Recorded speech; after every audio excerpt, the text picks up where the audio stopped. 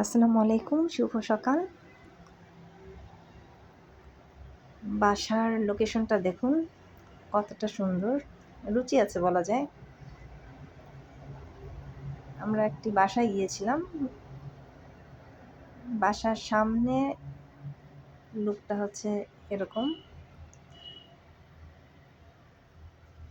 বাসার সামনের লুকটা, ওরা ডেকোরেশনটা অনেক সুন্দর করেছে, তাই আপনাদের জন্য নিয়ে আসলাম।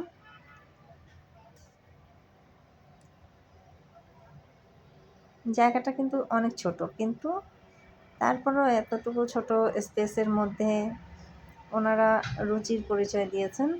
সাধারণত এরকম দেখা যায় না। বসুন্ধরা হাউজিং সোসাইটির ভিতরে ভালোই লেগেছিল।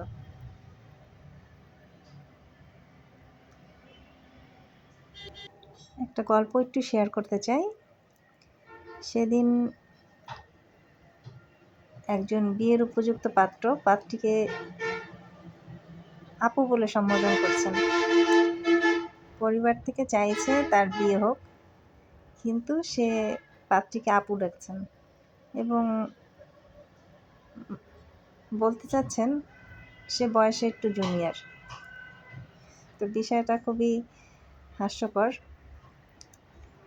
আপনার পরিবার চাইছে, আপনি যদি না চান তাহলে অবশ্যই সেখানে আপনি মুখোমুখি হবেন না, কিন্তু হাস্যকর পরিস্থিতি তৈরি করার তো কোনো মানে হয় না।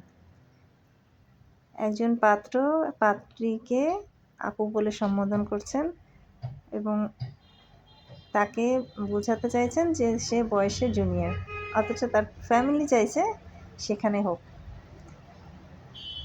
অথচ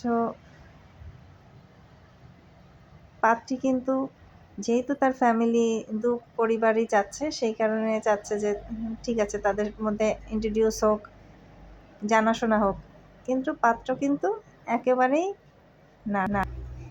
এরকম পরিস্থিতিতে ফ্যামিলি, অন্যান্য সদস্য যারা সিনিয়র পার্সোনালিটি আছেন, তাদের একটু দেখা উচিত আসলে সমস্যাগুলো কোথায়।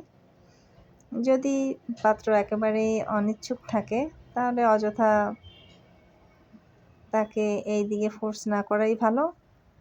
কারণ অনেকে ইচ্ছা আছে করবে, অনেকে মনে করেন যে না আমার এখন বিয়ে করার প্রয়োজন নেই বা এরকম কিছু। যার যেরকম পছন্দ সে সেভাবেই আগাবে, অযথা ফোর্স করার কোনো প্রয়োজন নেই। অসংখ্য ধন্যবাদ।